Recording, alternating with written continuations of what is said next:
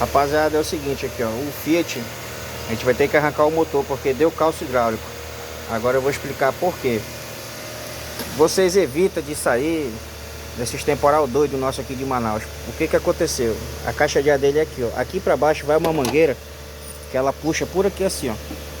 O que que aconteceu? Com certeza ele passou em alguma poça d'água que já estava ultrapassando aqui mais da metade da roda. O que que aconteceu? Puxou. A água sugou e veio para dentro da admissão, efetuando aqui o calço hidráulico. Olha como entrou tanta água no motor, que é como se tivesse queimado a junta, mas nesse caso aqui não queimou a junta.